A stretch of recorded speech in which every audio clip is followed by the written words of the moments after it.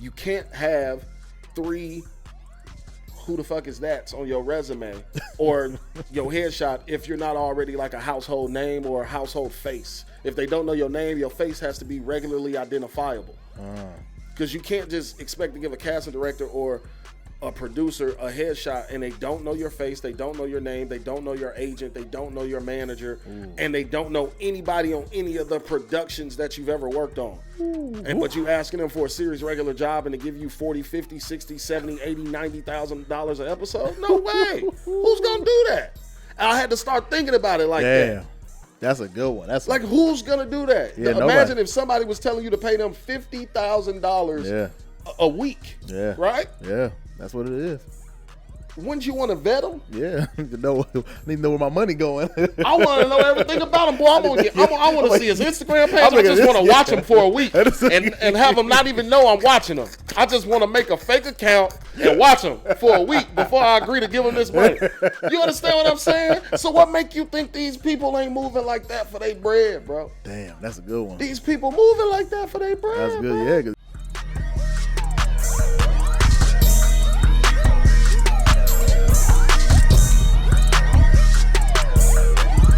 What up, y'all? Welcome back to another episode of Givin Game, the podcast. I'm your host, Rickey! And today's guest, we got another special one, y'all. This is the season finale, episode 20. We're going to close it out with a bang, man. My next guest, you probably remember him as a youngin' in the classic movie Hardball. But now he's all grown up and on countless hit TV shows like Ballers on HBO, FX's Snowfall, Empire on Fox, and currently a series regular on Power Book Force on Starz. Ladies and gentlemen, Mr. Kris D. Lofton. My G. What it is, man. I love for getting the name right, my nigga. Respect. Thank you for the homework. Hey, man, I had to do the homework. G had to do the homework. Appreciate the homework, man. What up, y'all? What up? What it is, man.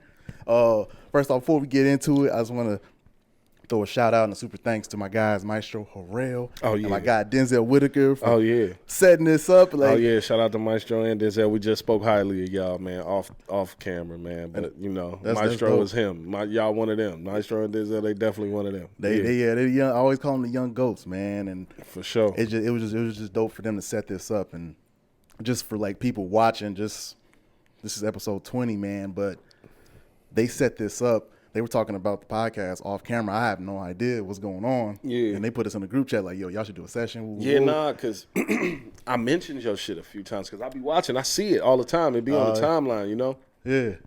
And I be seeing it and I love it. And then I be seeing it, and then I hear the song, Can I Show My Love For You? And I be captivated, nigga. I be, damn. I be like, what is this? What do they got going on? And I want to be a part of it. That's what I'm saying. I wanted to be a part of it, damn it. I feel it, man. So we here. And we here, man. We in it. We live. Yeah. I appreciate it. Well, I'll always start this off with for people out there watching and listening, man. Where you from? Oh, man, I'm from Chicago, man, the west suburbs to be exact. I'm from, like, Bellwood, Westchester area of Chicago, suburb of Chicago, you know? Oh, wow. Yeah. So that's where I'm from, man. But born and raised in Chicago, but I'm all over. Yeah. I was like one of them Rolling Stones, wherever I lay my head is my home type of nigga, you know? So I was in Chicago for most of it. Really? Did a little. Everything was like a jail bid. It was like I did stints. I did a stint in Mississippi. I did another stint in Atlanta for a while. Really? Yeah, I tried LA for a minute before I moved here this time, and it didn't work. I only lasted like 10 months. Had to go back home. What? I did that, coming and leaving. I did that. Yeah, you was doing that. The acting. I came out here. Yeah, I came out here under the trying to act situation, you know. Really? And then it didn't go as planned. It didn't go right. It didn't go as planned. I was a little, I was younger. Yeah. Way younger. I think I was maybe 19 when I tried it the first time. 19, 20. Because how old were you when you did Hardball? I think we filmed it. I was like 11. Damn. And when it came out, I was 12.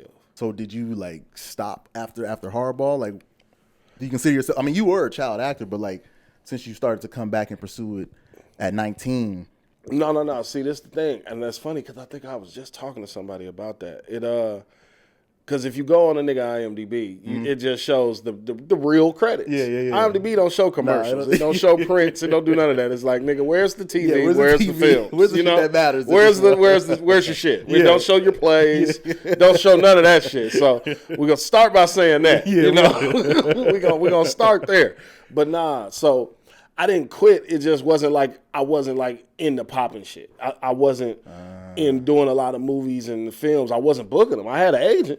I just wasn't really booking them that much. You know what I'm saying? Really? I really wasn't booking them. I would do like some indie films, things like that, some like low budget joints, some SAG, ultra low budget, new media, that, the third. You know what I'm saying? Pleading the fifths and all of that. I was doing all of those, my man. You know what I'm saying? But I did a lot of commercials. Like I did a lot of like McDonald's national commercials. I was Walmart's spokesperson for their Back to College campaign in 2005 and 6. Dang. I did like a lot of like shit like that. That's not gonna be listed on. Yeah, and people just probably saw it, but they didn't see it. Like you know what I'm saying? Yeah. Like you saw it, but you didn't see it. You know what I'm saying? Like you've been around. Yeah, like it was one of them. Like I still got like the at my mom's place in Georgia. She still got the Vibe magazine that I was in. It had Janet Jackson on the cover. What? And I had a whole full-page spread. On both pages, it was me, like Back to College, trying to get your dorm room together. It's a big-ass picture of me looking lame as hell. Looking lame as hell? Lame. I'm going to find it. I'm going to show it to you. What? So you can tag it with here. Yeah, you can put it on the side. Be like, it's terrible. There it is. Like, yeah, nigga, I look ridiculous. But yeah, that was me. But that was you. So you was grinding. And then, so when did you, like, you know, come out here and like, really start pursuing it, like started to hit off, like booking the credible credits. Oh, okay. No, I started booking credible stuff in Chicago. You know what I'm saying? Like because I was still auditioning. It just wasn't really in my young years. Like I started booking the more credible stuff in Chicago when I hit like 17, 18, when I got out of high school. When I like middle school to high school, it was all like commercials and stuff because I look like a kid. Like, nigga, it took me the whole pandemic to do this. You know what I'm saying? I damn near didn't get a haircut for 2 years just to grow this. Get the beard game? Yeah, and this is it. This is as far as it goes. This is it. I'm used to being super barefaced with just a little mustache, this and this little piece. You know what I'm saying? So then I looked even more like a kid. And I didn't get kind of fake swole like that until after. Fake swole. You know what I'm saying? That all of that didn't happen until after. You know what I'm saying? So as a kid, I'm just lanky and skinny with a baby face and no mustache. Like just looking 12. Looking 12. You know what I'm saying? So it was like a little weird gap for me. It was like they wanted me to be this old, but I didn't look old enough, but I looked too young to be that old. Yeah. It was like that weird medium. It was that weird space where it was like, okay, but put him in this KFC commercial. Yeah. It was like, great, cool, you know. Put him somewhere. Put him in this. Yeah, it was like that. And they kept me around. And then I was with Ford Models. So my agent was Ford Models. So I was more so with my modeling than the acting at the time. But then once I grew up, hit like 17, 18, senior year out of high school, that's when I did like, I booked Meet the Browns, the movie, the Tyler Perry movie. I started booking shit like that after I graduated high school. Booked Meet the Browns. Then I booked like the Chicago Fires, the Chicago PDs, the Empires, the Single Ladies, the Game.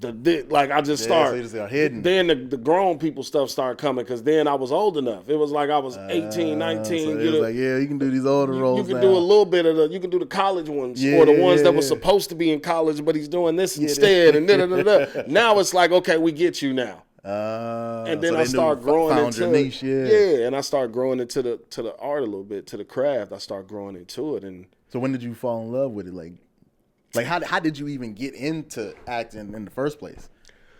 Well, I got into it because I heard something on the radio. I tell this story all the time. I heard something on the radio. It was like, yo, there's some people in town looking for some young black boys that play baseball. And I told my mom, I'm like, shit, I'm young, I'm black.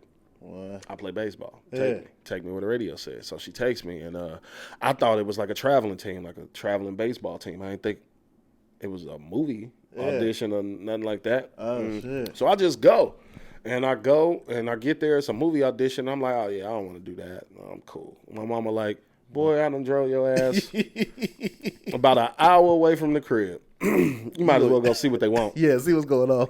See what's going on. You never know. And I went in there and they're just like, here, read this. Cold read audition. That's how they did it. It was an open call, cold read audition. It was like 600 kids showed up. What? In the Evergreen Plaza abandoned mall on the south side of Chicago. About 600 Damn. 600 random kids who not actors just showed up to audition for this movie. They picked 5, and I was one of the 5. Well, and that was for hardball. That was hardball. So that's how I started. That's how you got in. That's how I got in. I never acted a day in my life. I just showed up at this mall, and it was Claire Simon, the casting director there, casting kids for a movie called Hardball. What? And they picked me. And I don't know. Okay. And then that happened. I ain't fall in love. I was just a kid. It was cool. You just cool having fun, right? I ain't know enough to fall in love, and I'd be lying if I was sitting here talking about, I fell in love at the tender age of, no, I didn't, No, I ain't know what the hell was going on. But it was cool. But it was cool at the time. I knew it was better than what was going on at the crib. I was like, Exactly. man, this shit I can get used to. I knew that. I knew that much. I wasn't crazy. I knew that much. But it was just like, the more life started happening, you know what I'm saying? Because I still had other shit I wanted to do. Like, I played sports. I was a rapper. I was a full-fledged rapper at one point. You know what I'm saying? So I was doing that life. I did the whole rapper. Then I was in the streets. Every little thing, bro, I did everything. I feel like I've lived 7 different lives, bro. I did the corporate life where I had a real job. What? I did the street thing. I did the sports star thing. I did the rapper thing. I did it. I did everything. What? But I feel like that helps you as an actor, too, because you've lived all these different experiences. I've tapped into all of that shit in my real life. Like, Frank Abagnale Jr. used to be like a role model. Catch Me If You Can used to be like how I molded my life off that. I was like, I'm a chameleon. I could be all that too. What? I was like, oh yeah, and I can. Not only can I be all that, I can make you believe it. Damn. That's acting right there. And I was like, you was doing it before you knew what it was. Exactly. And that's when I started to fall in love with it. Like in Really? moments like that, like watching movies like that and just watching shit like that. And then as real life started to happen in my life, I started to lean more towards acting. I was just like, you know what? Yeah, doing this stupid shit, I'll probably end up over here. Mm-hmm. You're tripping. Like why are you not? Why didn't you turn in that audition? You're tripping. You know what I'm saying? You're tripping, bro. And anything, if you block your blessing, because you're tripping. It's really right there for you. Literally, bro. I'm not, I don't try to get overly religious, but I'm spiritual, but not overly religious, but I'm spiritual. And I just felt like, bro, I had one of them talks with God, bro.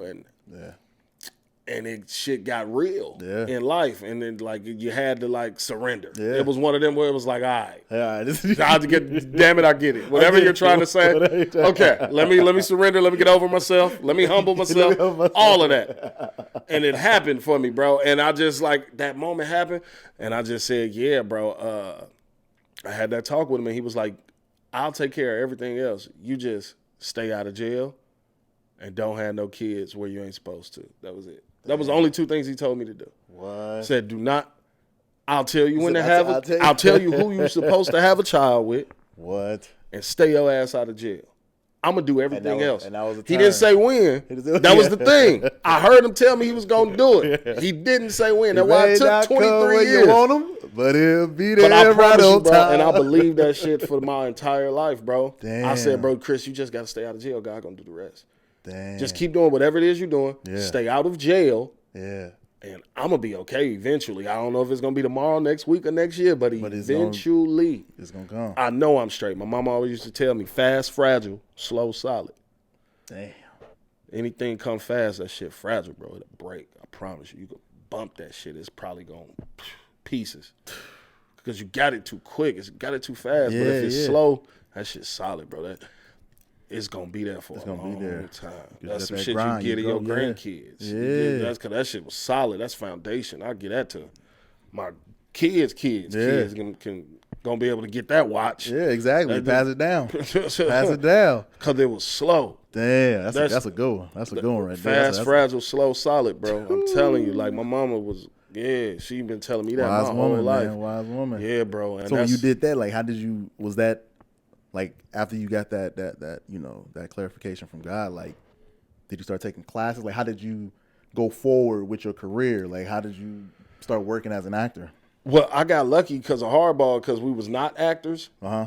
Paramount, they gave us, they gifted us to one agency, all 6, 7 of us. They were here, since y'all not actors, we found this agency who's going to accept all of you to be your agent, and she gonna start sending you out on auditions. So some of us just kept booking, and some of us didn't, and I just kept booking. So I had an agent ever since hardball, but I didn't. You know what I'm saying? Yeah. And so I ain't never been without an agent since I was 11 years old. So that's why it'd be hard for me when people like hit me up with questions like, what's the, like, DMs and shit, like, Kris, what's the best way to go about getting representation? And they be thinking I'm capping. I'm like, bro, I don't know. I really don't know. In 2022, I don't know how you get an agent anymore because, like, I done had one for so long since I was a kid that now I wouldn't know how to go about getting another one other than just a referral. And that's what I tell them. I'm like, bro, you just better know somebody that got an agent and tell them to refer you, because that's what happened. Once I had an agent, I started to know other people who had agents. And once I needed another agent, somebody would be like, hey, you need to come over here to my agency. I'll send them an email. Why don't you? Here, I'll text you their email address, and then I'll let them know you're going to.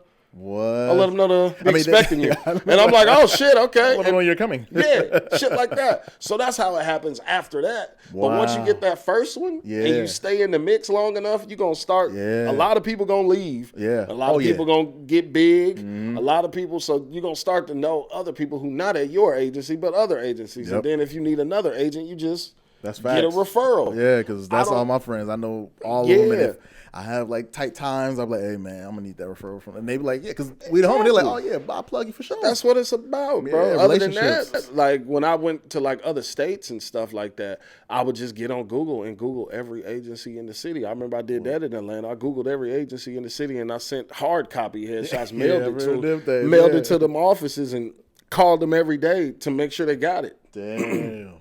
So how did you? So since you had an agent, how did you start to craft your foundation as an actor? Like, have you ever taken an acting class? No, bro. To see, I'm one of them who, like, I took one acting class when I was 17 years old because I went to a showcase.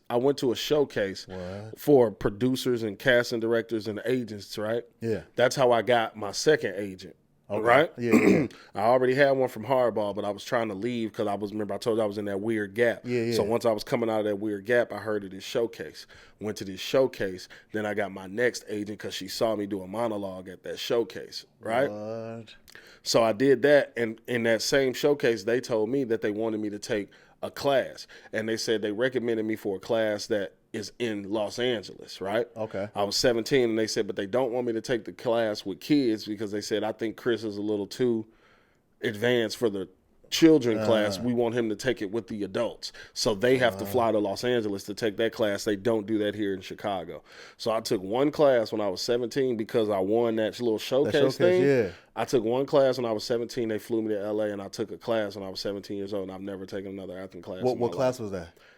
I don't know. It was just an acting class it was through the Audition Studio North in Chicago. It's called the place called the Audition Studio North. They had an acting class that they did in LA. In LA though. What? Once a year for adults. So that's funny. That's like Maestro also. Because I talked to him about that, and he said he's never taken a I ain't never taken no class. I ain't go to school for. I didn't even go to college at all. Like let alone for acting. I didn't go at all to college. I didn't. What? Yeah, I turned down college. Didn't you turn down a scholarship to Grambling? Yeah. I had a full ride to Grambling to play football and baseball. Like I turned it down to keep acting. That's wow. Because you got to remember, like I told you, bro. Like I was kind of like already made my mind up. Like I had like a street mentality, bro. Yeah. So from my street mentality, I knew I wanted to do something that wasn't that no more, but I knew I didn't want to work. I didn't want to punch no clock. It wasn't for me. Yeah. Like I couldn't do it. Like every job I ever had, I either walked out or was asked not to come back or just never showed up. Every job, every real job I've ever had that had nothing to do with the arts, it was it. I couldn't do it. That wasn't for me. So I knew that. And that's kind of what made me do the other stupid stuff I was doing. So I just knew I couldn't do that. And with sports, I was like, I knew I was good. And I thought I was good. I never questioned, was I dope? But I felt like, especially back then, because I'm old. I don't know how old you is, but I think I'm older than you. You know what I'm saying? Like, I'm 34. You know? So I'm 34, bro. So for me, then I've been acting since acting wasn't cool. Whenever you remember when nobody was acting. Yeah, I'm talking about before there was a Vine, before there was Instagram, before there was TikTok, before there was before niggas was on like YouTube making videos. Yeah. You know what I'm saying? Before all of that, I was acting. I was going to auditions, real auditions for TV and commercials. I've been really acting. Doing. You know what I'm saying? Yeah. So for me, I chose what everybody wasn't doing. Yeah. You know what I'm saying? I'm like, all right, cool, because I did the rapping. I did that. I did what everybody was doing. I was doing streets and I'm playing sports. And I was like, you know what? Since so many people is doing that, and then I went to a black high school where everybody raw. Like, fifth grade through eighth grade, it was only like me and 6 black kids in the whole school, right? I'm cold. Start a basketball team. Nigga, what? I'm out there dunking on them. What? 6th grade. 7 threes first half. 7 threes first half. Swear to God. I swear to God. I swear to God. Bro, get to high school. What? Different story, boy. The basketball tryout line, 1,000 niggas deep. 1,000 niggas deep. I say, you know what? Y'all can have it. I'm finna go to this baseball diamond. I'm finna play baseball. I've been playing baseball since I was a kid too. Y'all can have the basketball shit. I ain't got time to be playing with y'all niggas. I'm not going out there. I'm straight. This is different. I always took the other route. So I was like, it's 1,000 of y'all over there. Why not? I'm like, baseball players make my money anyway. Y'all can have it. I'm gonna go over here. Like, I'm gonna go do this. I'm gonna go play baseball. And I just got cold at baseball. That's crazy. You passed on that too. Like on a scholarship to Grambling. Like because I looked at it like, bro, if you don't make it to the league, like I said, I thought I was good, but I didn't know. I'm like, I started to question, like, man, am I gonna make it to the league though? Mm-hmm. It's like, a lot of niggas good at football. A lot of niggas good at baseball. Baseball way harder because you got rookie ball, single A, double A, triple A, then the pros. It's like, that's a are you really as good as you think you are, my nigga? And you done already put in 18 years. This all you know how to do your whole life is play sports. You know how to play football and baseball. You don't know how to do nothing else. Nothing. You ain't went to college to do nothing. You ain't worked a job. You know how to play football, baseball. Football, baseball. Why do you play football? Shout out to Derek Luke, man. That was the best scene of life. That's all I'm thing. I love doing that football. Right. You know how to play football and baseball, bro. And that's it. And nothing else, right? So, okay, you're not as good as you think you are. Now you don't make it. Them niggas still got to go to work. Yeah. And they the same dudes who 34 watching football with talking about, man, what they used to be and how they could be and pulling up highlights. Reminiscing on the old days. And I didn't want to be that. And I always looked at it like, okay, if I don't make it to the league, I still got to work. But if I don't be Will Smith, that's cool. Yeah. I ain't got to work. I can just be Chris Lofton, and that's good enough for me, my nigga. I'm straight. I ain't got to punch nobody's clock. I'm doing what I want to do every day. I'm having a great time. I live a great life.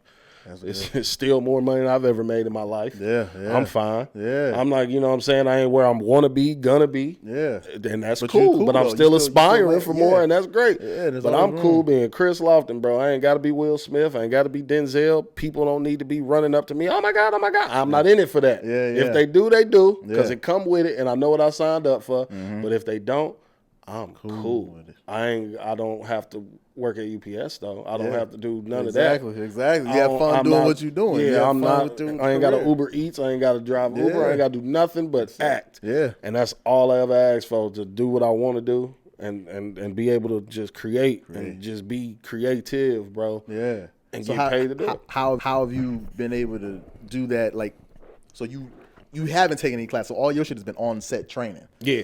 All on set training. All on the job and just life, and that's how I learned everything. What's one of the, biggest things you've taken out from like maybe one set that you worked on that you apply to every set that you go on?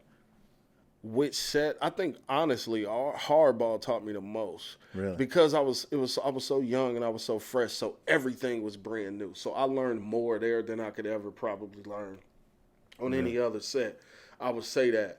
Because that's when it all, we a sponge at that age. And this is all brand new to me. So that shit opened my world. You know what I'm saying? Because none of this shit was like, wait, what? Yeah. I'm here with it, bro. I'm asking questions. I'm a kid. Yeah. I'm asking questions that my grown ass wouldn't dare fix my mouth to ask. Now I'm just gonna have to Google it or figure it out on my own. Hopefully they say the shit while I'm around. Yeah, like it's just, you know, you drop like what what that means. What is that? Build up some trust with this nigga for 3 weeks before I finally ask him. You know.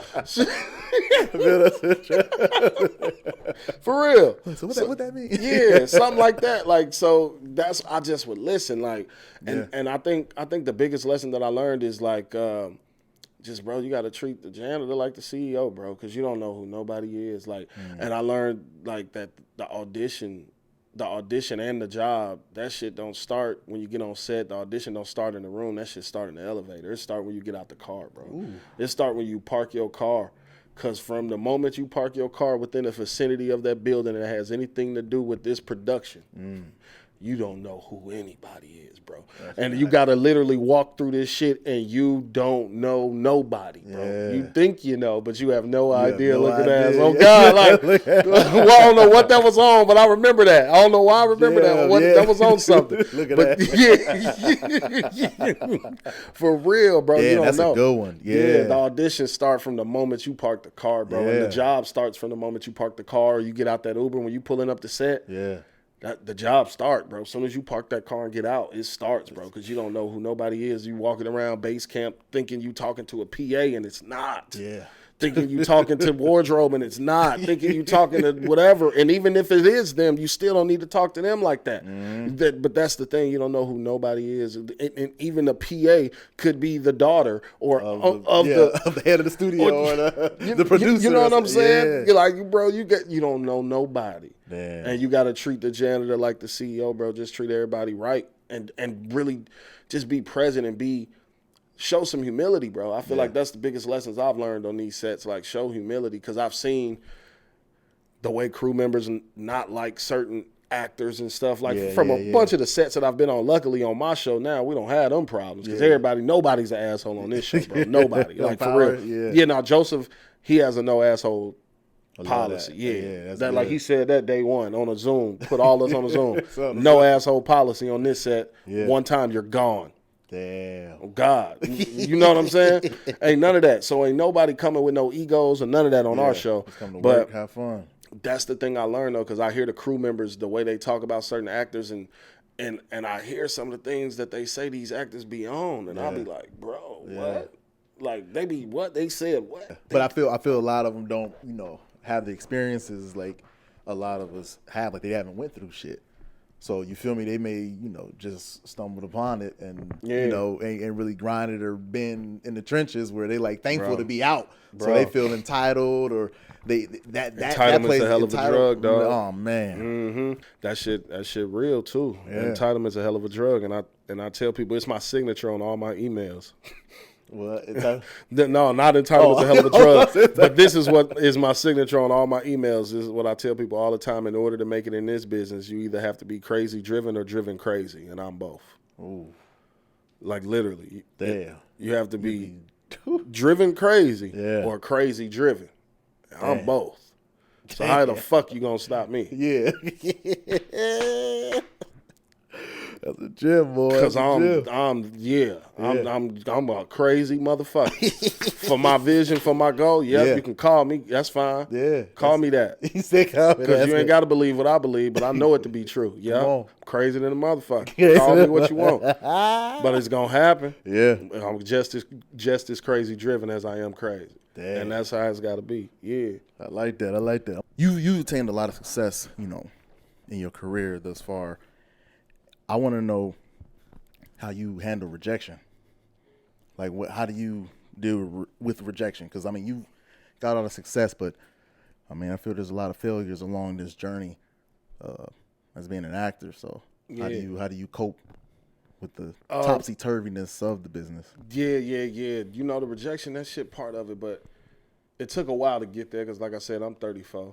So I ain't gonna sit here and be like, oh, you just gotta, deal with it, man. You know what I'm saying? Like, nah, because it ain't. When I was younger, like I said, entitlement's a hell of a drug. And when you had that whole, everybody's against me, they're all against me, like they're out to get me, you get that attitude, that shit can turn into some shit. Yeah. That can turn into some shit. And then that's the coulda, woulda, shoulda niggas. That shit turned into the coulda, woulda, shoulda niggas.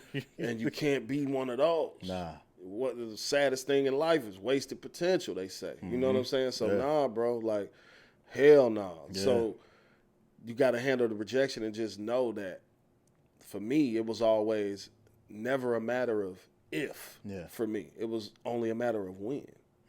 I never one time questioned if it was going to happen, bro.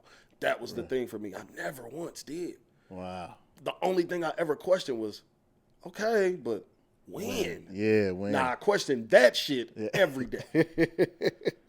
Never the if, though. As long as you can always know in your heart that the if is yes, always, then the win starts to not matter. Because to me, it turns into a game, and I'm a very, like, I'm a gambling man, if you will. You know what I'm saying? I'm a gambling man, if you will. So for me, if you knew that you were going to have to live 9 years of life free, not incarcerated, freedom, got your own crib, whatever, you may or may not have your own crib, but you're going to live a little uncomfortable and not be able to do a lot of things your friends do, not have a car, not go to college, not start a family, you ain't getting married, you ain't got no kids, you're not having graduations, you're not having housewarmings, you're not buying new cars and putting the bow on it and shit for the pictures and shit. You ain't got none of that going on. You ain't got no steady income. You sleeping from couch to couch, crib to crib, cousin to auntie to friend to random chick to bitch you fucking to this. You gonna live 9 years like that, but if you knew you had to do all that for 9 years, but you knew for the next 25, 30, you was gonna be straight, would you do it? Hell yeah. I would. Yeah. And who the fuck wouldn't? So then if you start thinking like that, the win don't matter. Don't matter. Yeah. It's just the if that matters. Yeah. And the if I know is yes, so fuck it, cool. I got 9 of these in me. Come on. I got 9 years of this shit in me. That ain't nothing. Yeah. Nah. Yo, damn, Chris, you ain't got no car? No. Why? I don't need no car. For what? What I need a car for? No, I'm straight. What? No, I'm straight. When I finally buy a car, it's going to be the car I want, not the car I need. Not the A to B. When I finally get a car, not the A to B. It ain't gonna be the A to B, my nigga. You feel me? Well, it ain't gonna be no A to B. Nigga said not the A to B car. It ain't the A to B. It's gonna be that one. It's gonna be that head turner when I pull up. It's gonna be the car I want. Yeah. When I finally get one, it's gonna be the one I want. Don't even worry about that. So I've watched everybody get cars and dude, that's cute. Yeah. I'm happy. Yeah, I'm very happy for you. You know what I'm saying? But when I pull up, that's fine. And everybody, and that's, to me, that's how I handle the rejection. Like, bro, like, because I had those thoughts, bro. I be riding on the bus looking at people in their cars, like, out here in L.A. Yeah. Bro, like, damn, I'm going to this weak-ass job. I'm going to 24-hour fitness in Woodland Hills on the orange line like a loser. On the orange line. On this orange line like a loser on Reseda and goddamn, man. Just looking at people in Teslas and shit, smoking, listening to music loud with a bad Instagram bitch and all this. Oh, Jesus Christ. I'm like, what is going on out here? What? I'm like, when's it going to be my turn? When am I going to be on that side? I'm tired of pulling this damn string. Stop requesting. Damn it, here's my stop. God damn it, it's my stop. It's my stop. Yeah. So that was keep you going. Just knowing that the if was taken care of, bro, and handling the rejection. Like I said, everyone hurts and everyone hit different. But like I said, as I grew up. Once I realized that it's a business and stopped taking everything so personal. Yeah. That's when it started to happen for me. Just like, because like I said, I started to look at myself objectively, way more objectively. Once I got it deep into the business by like year 10, 11, 12, 13 in this shit. Yeah. I was like, okay. Yeah. You know what, Chris? Like, let's evaluate yourself right now. You know what I'm saying? You walking around with the same headshot that you've had since you were 17 and you're 28. Let's start there. Let's start there. Let's look at the man in the mirror. Yeah. Let's start there. You were 17 in this picture. You're 28. It's time to upgrade time the to update pictures. that Let's thing. start there. Yeah. Let's stop blaming everybody else. Let's look at you. Yeah, because people will update them headshots. They're like, I still look the same. I looked at it like that, bro, just being way more objective, and looked at it like if I was a casting director or if I owned this company that I was asking to get this job with. And I would look at it, I'd be like, oh, okay. Look at the name. Nope, don't. Kris D, Lofton. No, who's that? Okay. Oh, good look. Okay. Flip it over. Go to the resume. No. Meet the brand. No, God, no. Haven't seen that one. Single lady. What is that? Anybody heard of single ladies? The game. Anybody heard of? You've seen that? You know that? You know that? You know? Okay, that one. No, I don't even know anything that he's worked on either. Passable. That's passable. Wow. So you did a full. Like yeah, you got to think and like be that. harsh with yourself. Wow. Because then it ain't shit that another nigga could tell me. Because I done said it all to myself. I'm like Eminem in 8 Mile. It ain't shit a nigga can tell me. I've said it all to myself. Yeah. Bro. Damn, so that's a good one. That's a good I'm one. worried about anything y'all niggas is saying under my pictures? Damn. Or on Twitter? Yeah. I don't give a shit. I don't give a shit. No, that's good to be able to do that. So that's how I keep it. And I told myself, and it's like, bro, that's very passable. And that's what I said this on The Crew Has It. You can't have 3 who the fuck is that's on your resume or your headshot if you're not already like a household name or a household face. If they don't know your name, your face has to be regularly identifiable. Because you can't just expect to give a casting director or a producer a headshot and they don't know your face, they don't know your name, they don't know your agent, they don't know your manager, and they don't know anybody on any of the productions that you've ever worked on. But you asking them for a series regular job and to give you 40, 50, 60, 70, 80, $90,000 an episode? No way. Who's going to do that? And I had to start thinking about it like that. Damn. That's a good one. That's who's going to do that? Yeah, imagine if somebody was telling you to pay them $50,000 a week. Yeah. Right? Yeah. That's what it is. Wouldn't you want to vet them? Yeah, I need to know where my money going. I want to know everything about him, boy. I want to see his Instagram page. I just want to watch him for a week and have him not even know I'm watching him. I just want to make a fake account and watch him for a week before I agree to give him this money. You understand what I'm saying? So what make you think these people ain't moving like that for their bread, bro? Damn, that's a good one. These people moving like that for their bread. That's good, bro. yeah, because you about to spend that $50,000 a week to pay this series regular. I need to know crazy? who I need to know who I'm dealing with. I need to be able to call. I need to look and say, oh, he worked on, what was that, Ballers? Who's over there? What is that? What is that, Sam? What is that, Sam over there? Rob Weiss? Yep. Get Rob on the phone. Yeah. Somebody call Rob, see how was he a good kid? Damn. Handle his work, professional? That's facts. Because I did that. They want to know. Damn, that's a good one, because my homie Derek King, so I was in the video game Madden 20. Oh, dope. So I was like the main, star wide receiver in the story mode of that. So that shit was dope. So I did that. They came out with it 2021. Mm-hmm. I'm about to do that one again. And then my homie Derek is auditioning for it. He mentions my name in the audition, in the callback. And the writer, creator of the game got my line. He called me. I didn't even know all this happened. So I'm at the house. He called me like, hey, you know Derek King? I'm like, yeah, that's the homie. What's he like?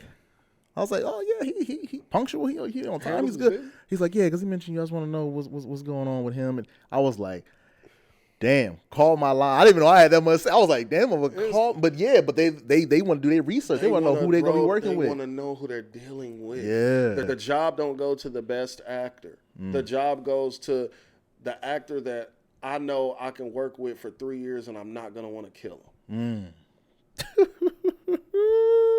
That's who the job goes to. Dropping the gems, boy. That's who the job goes to. That's There's facts. a lot of niggas better than LeBron right now. He ain't in the NBA. Yeah. There's a lot of better actors, bro. That's facts, man. Yeah, because you're gonna be with them. You're gonna be in a whole nother state, a whole nother country for who's 3 not gonna months? be an asshole and make me hate them when I come to work every day? Who's not gonna be an asshole to my crew, to my staff, to my writers, to the extras, who's going to be a joy to be around for 3 years? I'll take an okay actor who's a joy to be around for the next 6 years. Yeah.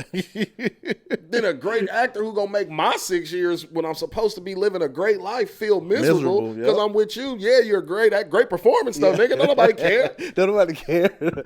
You only performing for about 10 minutes at a time. Nobody cares, bro. They're not willing to sacrifice 6 years of their life for your good performance. Yeah. They might do 1 or 2 of those to get their pockets fat. Then after that, you're out of there. Please believe. Like, yeah, they might deal with it just because they know it's going to be a hit. Yeah.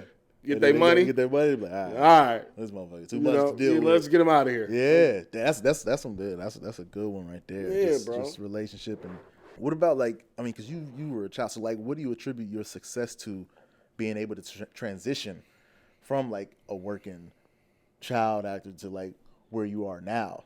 Bro, like, I don't think there's no, like, juju secret or nothing like that. Ain't nothing special, bro. Hollywood is it's a last man standing business, bro. That's the only thing I did different. I just kept doing the shit. Everybody else quit. That's really it. I ain't do shit else different. Yeah. Going to the same auditions as every other nigga, bro. I'm getting the same breakdowns as everybody else, bro. If you got an agent in L.A., I bet you probably got this breakdown for my role. You're probably watching this, telling your friend right now while you watching this, damn, I auditioned for that shit. Because that's what I be doing. Yep. I know. Because, nigga, that's me, too. Yeah. So I don't feel like the only thing that kept me going was that's what I said, Hollywood is the last man standing, bro. It's not about everybody gets their shot. It's just a matter of who is able to mentally withstand the time it may take until you get it. Oof. Until you get it. Can you mentally withstand that shit? Yeah. And still genuinely clap for somebody else. And still smile and be genuine. And still be happy enough and content, but still wanting more. Can you still withstand that shit? Can you still show up to this 48th audition this year when you ain't got no money and haven't booked none of them, and still show up and still be nice to all of these motherfuckers? Yeah. Still smile and go in that bitch. What's up, y'all? All that bullshit. So what's up, y'all? It's my 50th one of the year. Yeah. Hey, shit, yeah, but I'm still here. You're still here, yep. The name of the game is showing up. Yeah. Damn. And that come from hardball to make it full circle. Damn. The most important thing in life is showing up. They had that shit on the poster. That was the poster. The most important thing in life is showing up. And damn it, they were right. They were right. That's the key right there. That's it. That's they the had most the gym important. right there. Showing up, bro. Show up, man. How many? Because a lot of people just gonna stop showing up when it don't go their way for 3 years. You hear that people they don't tap book out. Nothing. They're like, oh man, I ain't booked nothing. Or their agent drops them because they haven't booked nothing, and now they're discouraged or depressed, and now they just don't want to do it anymore. Now they're in real estate. Yeah.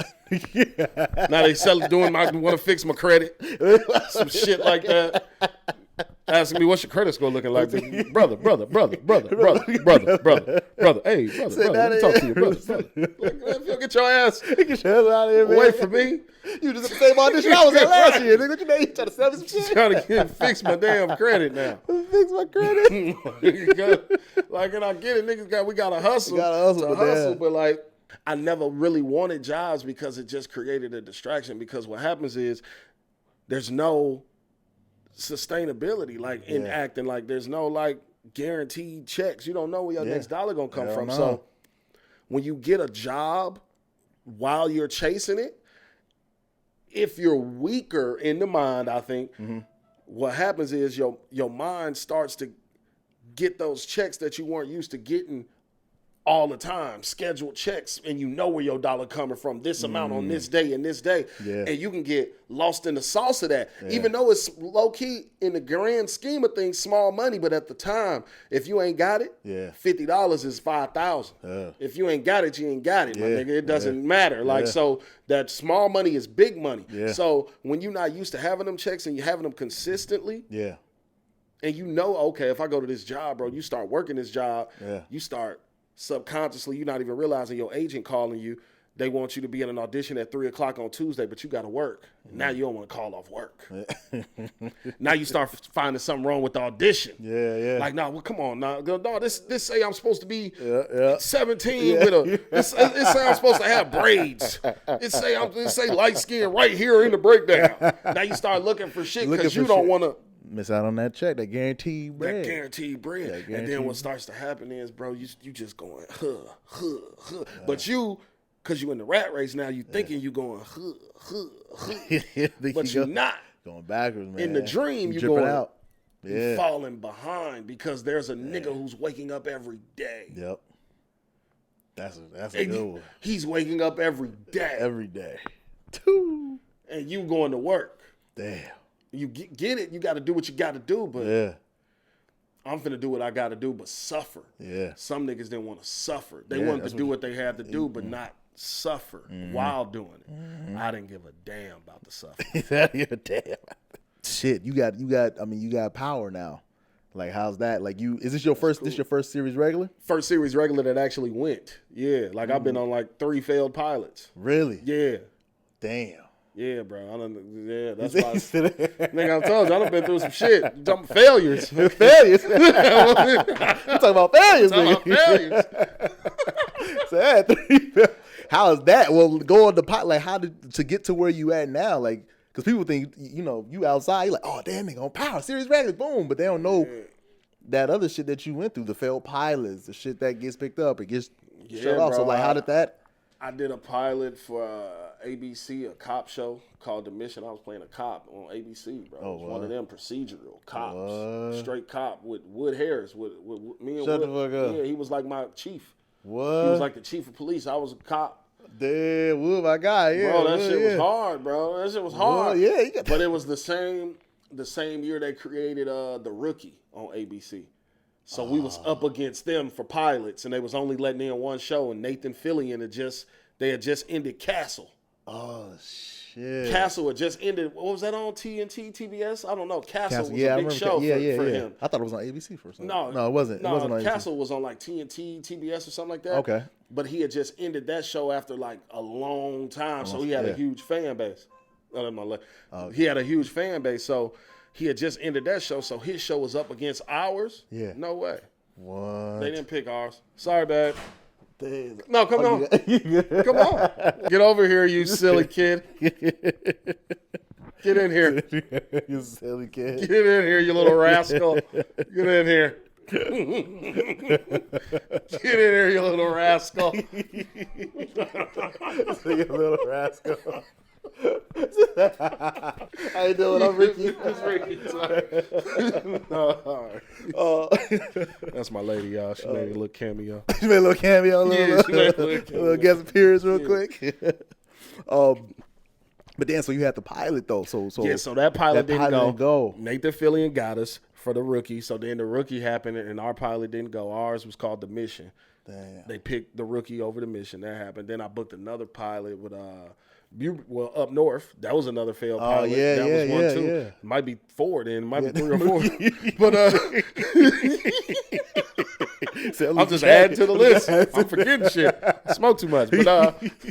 But then I had a pilot with Freeform ABC. Okay. Kenya Barris. It was right before he left ABC for Netflix. Damn. He had one last show, and it was me and Jordan Sparks playing brother and sister. What? On Freeform.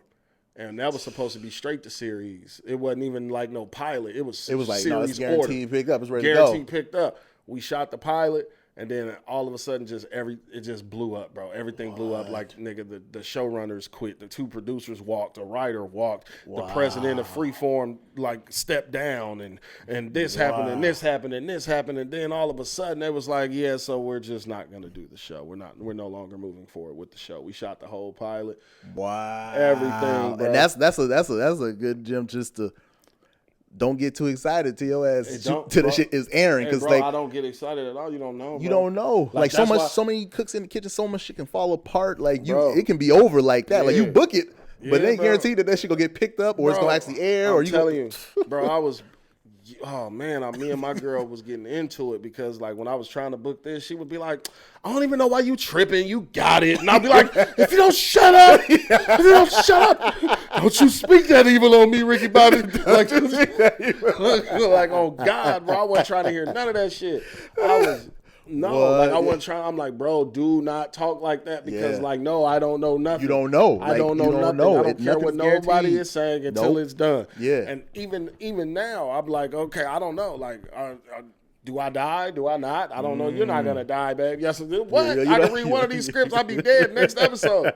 Like, are you crazy? Everything is not guaranteed. I don't know. Are we gonna have a season 2? Yeah. Of course you're gonna have a season 2, babe. What? It's like, nah. No, that's the same thing. I thought I was gonna have a season 2. I did a show. It's on Netflix now called My Dead Ex. Mm-hmm. We were on like Verizon's streaming platform at the time called Go 90, and got picked up for the first season. We had the premiere. At the premiere, showrunner was like, we got greenlit for season 2. I was like, oh, bet. And I was already heavy recurring on. I'm in like 5 of the 8 episodes. Right. I'm like, bet. I'm about to be a series regular next season. Right. It's already guaranteed. I'm there. That whole platform fell apart. Yeah. I was like, what the fuck? I've been calling this nigga like, hey, what's going on? Y'all still, you, bro, it's gone. Shit. Now it's on Netflix, and it was on Hulu. Then it went to Netflix, and everybody loved the show. But just because they love it, don't mean you got to guarantee shit can happen, and it's over. Happen, bro. Like, and even Hannah got that role. Like, bro, imagine this. Like, this is a crazy situation. How I even got that Kenya Barris show, bro. So really, it was a whole nother nigga cast it, bro. So what? I'm talking about, it was bogus how they do this shit, bro. So they just recasted bro, the other dude with you. Bro, they had already done, like, I think at that point it had already had wardrobe, the table read, everything. He done went like out bowling with the cast to get to know him and all type of shit. Before you got there. Bro, they about to, it's a Friday. Yeah. They start filming the pilot they start actually filming cameras on Monday. They done already had a week of rehearsals as him casted. What? They do the table read before they about to film Friday, right? Yeah, Friday. Fire him. After the table read? After the table read that Friday, he had already been there probably like a month. Fired him. Had an emergency casting at Disney Studios on the lot.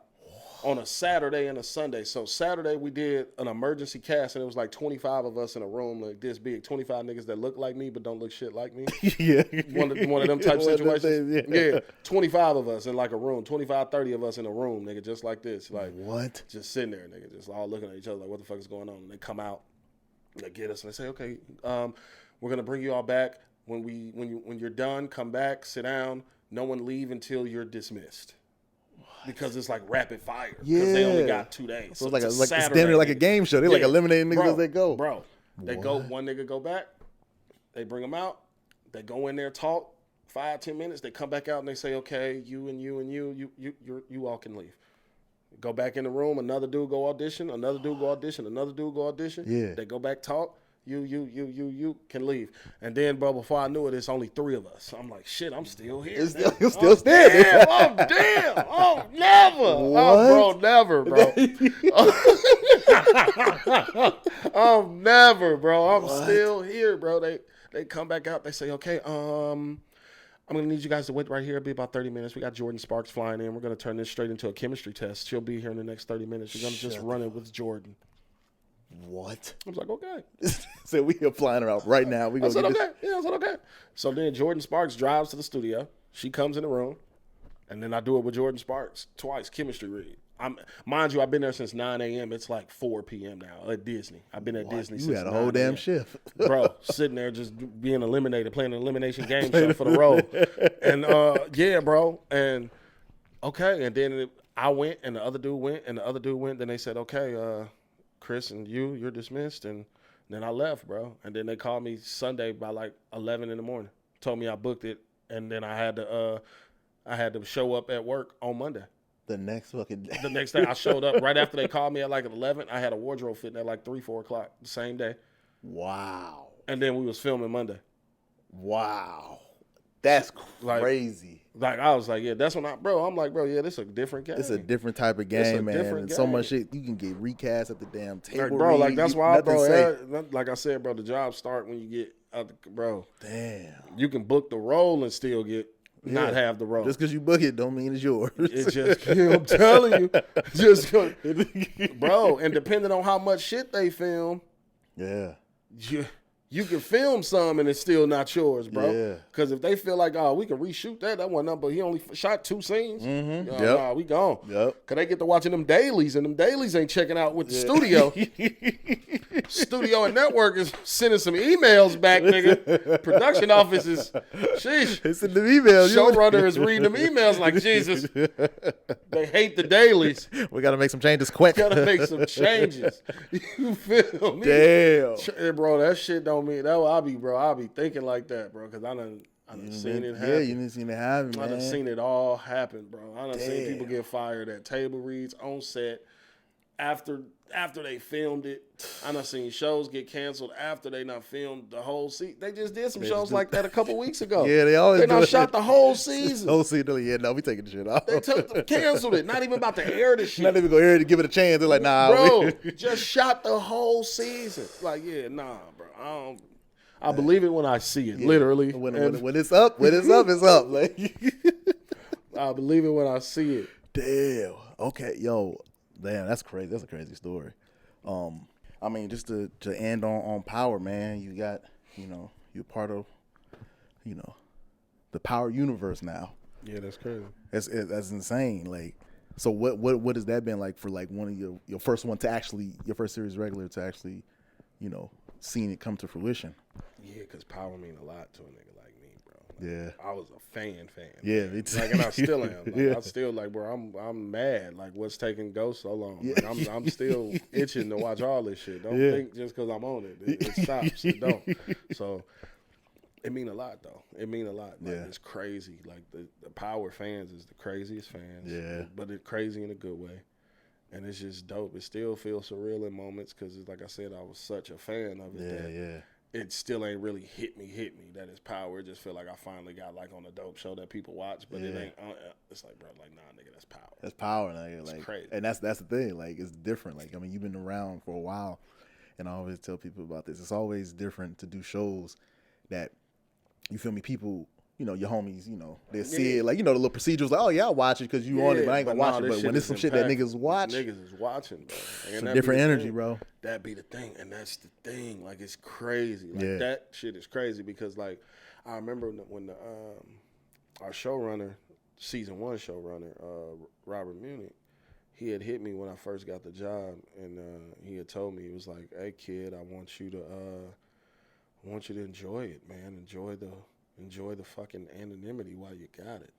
He said, because this time next year, you're not going to be able to fucking do any of that shit. It's literally what he said. That's what he said. He said it just that calm. It's just that calm. He was like, enjoy it while it lasts because this time next year, you're going to be a fucking star. You're not going to be able to do any of that shit. He said, so go to the movies now while it's... go to the movies now while you still can. While you still go to the movies. While nobody going to be running up on you. He said, just take a walk at 1 a.m. and walk down the street and fucking just... enjoy the world and the earth and shit. I'm like, it's just that kind. He's like, I said, Jesus, what am I signing up for? Enjoy while you still can, man. I was like, damn. These are the last days, brother. I was like, shit, that shit, do I really need to do all this? Yeah, but that's what he said. But that shit stuck because, like, nigga, the anonymity is gone now. It's not like everybody and their mama watches it, but it's enough. It's enough where you get. It's enough to the point where it's like, if I'm somewhere where there's more than about 50, 60 congregated niggas, someone's gonna recognize me.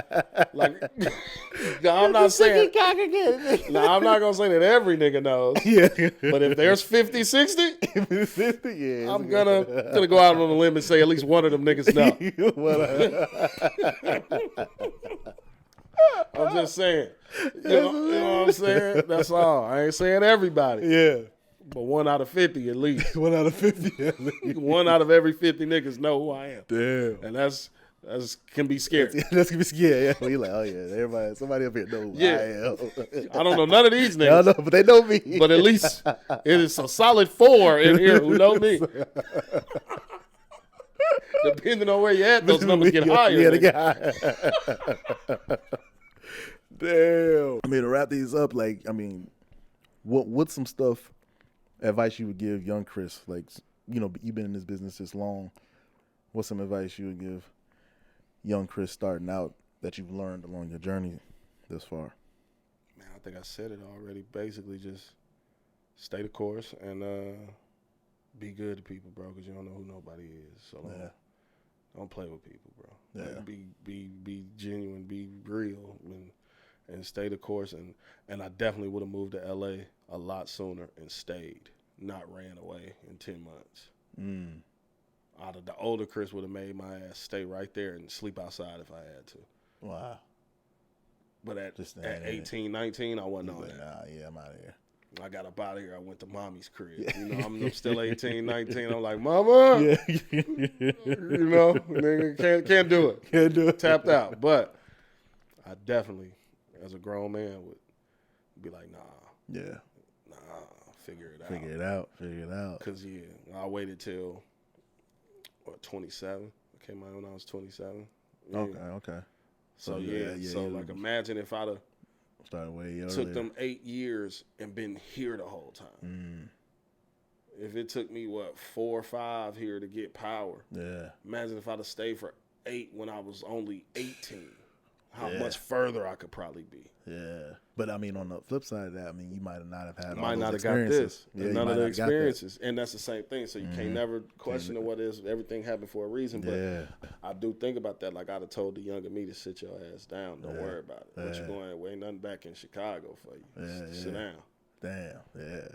Have you learned anything, like, acting-wise? Like, where do you, I mean, I know you get on-set training, but have you had a mentor? Like, because you got, I credit you on, like, having, like, real, like, before I even knew you, you have, like, a real great naturalism about you and your acting.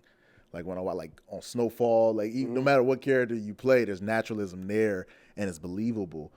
So I wonder, what do you attribute that to? Is that your life experiences, or is there, like, did you have a mentor? Did you learn some stuff on set that you picked up that you were seeing, or, like? Oh, man, bro. I honestly, and I think a lot of people could be, like, testament to this, bro. I'm just, like, kind of fucking weird, bro. And I feel like most of us actors are like. Like I was a TV kid. You know what I'm saying? I was a TV kid, so like I would just watch TV, and I'm a visual learner. So yeah, me too. Yeah. So it's like, all right, I watched this shit enough. Okay, I need to move like that, and then I would just like watch a bunch of like. Because I remember before I even booked Power, I was watching like a bunch of like auditions of actors when they were young, before they got on. Really? Like finding those tapes or tapes of them trying to audition for roles that they didn't get, or the roles that they actually booked, and the footage was available. I was watching table reads, like when they actually recorded. Like I watched like a bunch of Breaking Bad table reads. What? Like they recorded a lot of those, and they on YouTube. What? I didn't even know that shit. Bro, like before I booked it, I didn't even know I booked it yet, but I was watching all that shit just to get like just soaking it up, like getting back in that element of like what it's like to be a series regular and handling this and this and this and this. And then it was like, I don't know if it was subconsciously, but when I finally did book Power, my showrunner called me and asked me to lead the table read for the pilot episode. And I was like, bro, that's got to be like some freaky universe shit. Hell yeah, because you was already prepared. Like you was doing your homework and preparing for this. I was watching YouTube videos of table read sessions, and then he calls me after I booked the role and says, Kris, I want you to be the one to read all the stage direction and everything. I want you to read the whole show. Wow. In the table read. In the fucking table. Yeah, and in your first series. And I mean, it's already enough to have your lines, but to read the and it's my first series regular. Your pilot, first series and the pilot. And you already know how motherfuckers going to recast. Yeah, give you extra. I'm like, y'all wanted me to fail. Yeah. But I know a man named Jesus. Y'all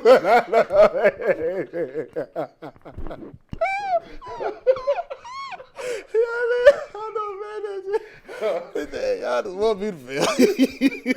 But I know a man named Jesus. Damn, that's funny. Oh, shit. I know a man named Jesus. Damn, bro. Oh, fuck. Damn, but but you stepped up to the plate, man. Yeah. Pun intended. Back to your baseball background. You stepped up to the plate, and you did it. Like, because a lot of people be like, oh shit, I got to do this too. Like, yeah, I would say like just learning, bro, and a couple like mentor figures along the way. But really, most of my mentors ain't really had nothing to do with acting, because I didn't know nobody who did what I did. You know what I'm saying? Yeah. I had to just get into it and slowly start to meet people. So that's why I would be like, when I would book jobs, then I would stay in contact with some of the people I was working with. And then I would look up to those people, because I'm like, damn, this nigga's a serious regular. Yeah. Like this nigga's in a movie. He doing movies and this and this and this. So you're forming your relationships and stuff. Were you picking their brains too? Things like that. Yeah. You were picking their brains and getting info? Like, if anything, I would say like, for me at that point, the only mentor-y type person I could say when I was younger was like Datari Turner.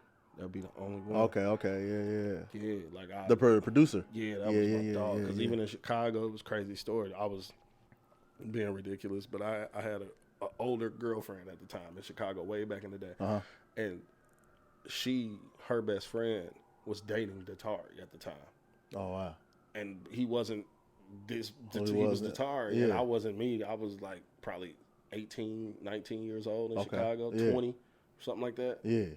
And he was just in Chicago with his lady for a while, and I would always kick it with him and tell him I wanted to be an actor. And I'm moving to L.A. one day and this and that. And he's like, yeah, well, I'm a producer and I'm doing this. And he was like, yeah, you heard that movie Video Girl with Megan Good? He was like, I did that. I'm, what, nigga? What? Yeah. So I'm like, what? In my head, I'm, damn, that's crazy. Yeah. And he just like stayed in contact with me and always hit me up. And he would just randomly hit me up like, yo, I see you, little bro. I watched your episode of such and such. I'm like, damn. That shit meant a lot to me. Yeah, hell yeah. Like staying in contact and then having that and mental. he all the way in LA now doing this shit. And I'm just still in Chicago, broke and fucked up. I'm driving around in the hood and I look down, my cell phone ringing and it say Datari Turner and he calling me just to say that. Just to say, bro, I watched your episode. It's confirmation. That shit was like, that kept me going. That was like mentor to me because, like I said, I ain't know nobody doing what I was doing. Yeah. Did you get any advice from him or anybody that like stuck out to you, like the best advice you've gotten about the business? Man, I think it's just the things that I've said, bro. Honestly, the things that I've said already, that everybody get their shot, bro. It's just who gonna last. Who gonna stand the test of time, man. Everybody get there, and there's enough for everybody. There's definitely enough for everybody. Everybody eats, B. There's enough. Bro. Everybody eats. Hey, man. Kris, this has been great, man. Love, dog. This was great. I appreciate you doing this, bro. Yes, sir. I got these little speed round questions. We're going to get you out of here. Who's in your starting five for actors? Denzel, Leonardo DiCaprio, Jamie Foxx. Nigga Tom Hanks. Oh, yeah. Tom Hanks cold. There, bro. He cold. Tom Hanks so cold. Yeah. And nigga, it's either got to be Robert De Niro or Al Pacino. Okay. Or fucking. I don't know. I give you one coming off the bench. You got Robert De Niro and you got your sixth man coming off the bench is Al? Yeah, all right. Yeah. Who would you like to share the screen with other than like a Denzel, like the big juggernauts, who's like maybe a Jonathan Majors or somebody that's on the come up? Yeah, I'm on like I definitely want to do something with Lakeith. Yeah. I want to do something with Daniel too. Yeah, Daniel for sure. Kelvin Harrison Jr. because he's dope. Kelvin Harrison, be a star. That nigga's a star. Yeah, he was on that what's that shit? Loose and Waves. Yeah, I want to work with them. I want to work with Mike B again too. Mike B, Jamie is a juggernaut, so I ain't gonna mention Jamie, but I definitely want to work with Jamie and Denzel and all of them. Oh yeah, those are the givens. It's like everybody, the juggernauts. But the Jonathan Majors, he a dog. Oh yeah, he's next. He's next. He's next. Oh man. I saw Devotion. I was like, oh yeah, this nigga. I ain't even seen that. It's hard. Yeah, Jonathan, he different, bro. Yeah. He different. After, what was that, Last Black Man in San Francisco, I knew it. That's the one. Everybody keep telling me, I was like, I got to see that one. That's the one I didn't see of him. No, that's when he popped. That's what popped him. That shit won Sundance, I think. Damn. That was it. It's over. It's over. That's all it takes as an actor. If your shit go to Sundance. And you win them and go. Not that you ain't even got to win sometimes. Just go in there. If they like it enough or if there's a standing ovation and if somebody buys it from Sundance, it's over. You're good. So good.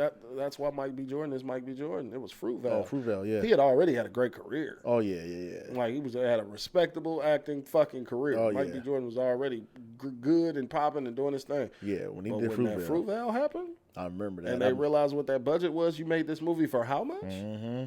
Oh, and you had no marketing and no branding and no...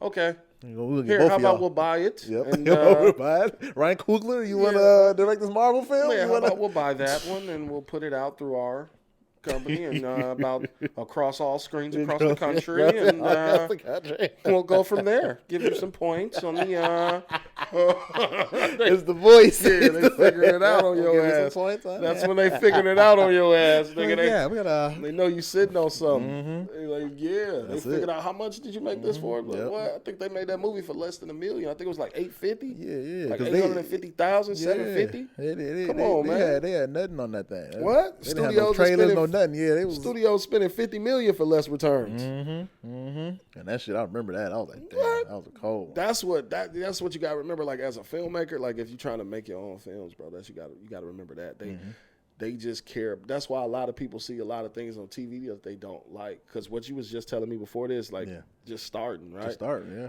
Because the thing is, your idea might be better. You probably could do a better job, but that nigga did it, bro. Did it? It's already done. It's like you can't. He filmed a movie, bro. Yeah. He filmed it was a 73-page. 73-page, an hour and 14-minute movie. Yep. And he shot it. Yeah. And spent some of his own money. Yep. Had locations. That's what you gotta do. You pull your money like shot it, bro. Shot my pilot. I pulled my little money together and got a bunch of favors. And he shot it. And that's it. And you put it out there. Now it's like it's a finished product. And to me, that's way better than any nigga talking about what he could do, would do. Yeah, because it's all talk. And it ain't no action behind that. And that's why there's so much shit on TV that niggas we complain about. Yeah. But they did it. They finished it. They did it. That's the and credit that's you really gotta all give. Hollywood is looking at. Like when they want to trust you with their films, they just want to see that you actually did complete something. And then if it turns out to fuck around and be good, and now they want to know, wait, you shot this in 12 days? Yeah. Cause you know what I'm saying? They're like, oh, they wheels are churning. Yeah. Like, y'all did this for this? Bro, we give you a budget. They spending 7 months. They spending 7 months to crank out 10, 11 episodes. They like, wait a minute. Yeah. You figured out a way to produce this type of quality in 15 days. Yep. With less than $1 million. With less than $1 million. I'll take my fucking chances on a nobody and give you $10 million to direct my next movie. I'll take my fucking chances on the nigga off the street. Yeah. And that's how they look at it. Yeah. You just gotta show up. You just gotta produce it. You just gotta just show. Because it's like, oh wait, because now it's like anybody can talk like, yeah, I got this script, I got this pitch deck. It's like, yeah, but can you actually put that to work and produce it? Oh God. And so yeah, that's a good one. If you could choose one genre to act in for the rest of your career, what would it be? Drama. Okay. That's it. Yeah, drama. If you ran Hollywood, what's the first thing you would change about it? The first thing? The first thing I think I would change is I would stop making actors who like have either been in it for a long time or have like credible resumes audition up against people who are just trying to get in. Ooh, I would change that narrative, bro, because it's not fair. Yeah. You know what I'm saying? Yeah, I get what you're saying. I think you're putting your time in, and it's like you still got to compete with people. It's not even, it's not fair to them or to us, to either side. Yeah. It's not fair because it's like, number one, because if I got all this shit on my resume, number one, why are you making me audition for a co-star? Maybe a guest star. Yeah. Especially a recurring. Okay, I auditioned for that. Yeah. But the co-star, you shouldn't have somebody with my resume auditioning for a co-star up against somebody who's only taken acting classes and never done a TV show in their life. Yeah. Now, you're discouraging people from acting because a lot of them aren't going to want to do it because you got them battling against niggas who've been guest stars on HBO for 3 years. They're like, we go with the sure thing and trust that person.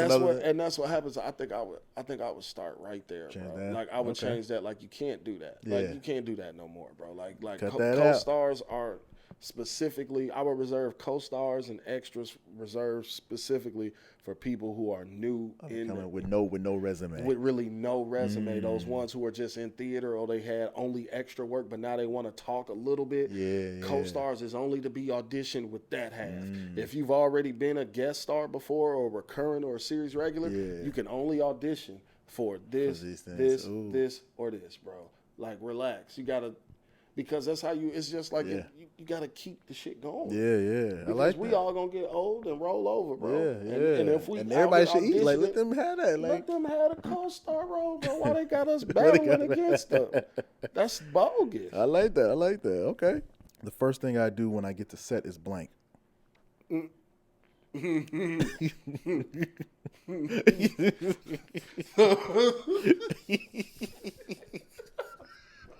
I think I know this answer. Is that like roll up? That's the first thing. Roll up. If I weren't an actor, I would be blank. A rapper. Besides acting, I'm also very good at blank. Cooking. Okay. The first thing I do when I get an audition is blank. Look through the breakdowns and see if I know anybody who's from like the writer, director, producers, or the production company. I read the breakdown and look for names of people that I know. And if I know anybody, I text them or email them immediately. Ooh. Relationships, man. Relationships. That's the first thing I do when I get an audition. I'm like, oh, fuck, what company is this? Hulu. Who do I know? Hulu. Dougie Cash. Hit Dougie. Dougie. Who do I know? HBO? Wait, who do I know? Karen. Okay, yes. That was a good one. I'm going to use that one. First thing I do, I look at who wrote this? I don't know. Who's directing this episode? No, I don't know. All right. All right, last one. It's the zombie apocalypse. You're in a bunker. You get one movie, one TV show, one book, and one album for your entertainment. What you taking with you? TV series, I'm gonna probably take that's either gonna be Power, The Wire, or Breaking Bad, and I can't. I'm probably gonna take Breaking Bad or The Wire, or no, I'm probably Forever. Yeah, you in there for a minute, so you yeah. Nah, I'm taking Power though. Power. Taking Power, you taking Power. I'm taking Power. Album, any Drake album, probably. Which one? Probably either Views or Nothing Was the Same. Okay. One of them, or Future. Oh, Future. Or Future album. Yeah, okay. Book, I'm gonna take The Subtle Art of Not Giving a Fuck, because I'm gonna need to not give a fuck. One movie forever. Oh shit. What's that movie? I'm either gonna take Paid in Full. Ooh, Paid in Full. Or Casino. Oh, damn, nigga, bring it back with the Robert De Niro, Joe Pesci. I'm gonna either take that, Paid in Full, Casino, or Catch Me If You Can, bro. Ooh. Forever? Yeah. Dead Forever. Ooh, those Forever? That's it? That's Forever? Or Money Talks. Oh, damn, Money Talks. I could watch any one of them motherfuckers every day for the rest of my life. I'll be straight. I ain't gotta watch shit else. Chris Tucker, man. I'm telling you, I ain't gotta watch nothing else. Thank y'all for checking out another episode of Givin Game, the podcast with my guy, Kris D. Lofton. He came through and dropped them gems off like a motherfucker, y'all, man. Y'all make sure y'all pick them things up, put them to use. This is the season finale, man. This episode 20, man. Hey, bro. We close it out. All I'm gonna say is this: if I don't have the little, can I show my love for you? Oh yeah, I'm gonna put you on the reel. You got some segments where you was doing that. I was like, oh yeah, that's a gem right there. I expect to see that shit. I expect to see that shit right after Christmas. Yeah, man. This the season 2 finale, man. Y'all make sure y'all go back, binge all the other episodes, man. We'll be back in the new year with season 3 with some amazing guests. So until next season, see y'all next season with a new guest with some new game. We out. Yeah.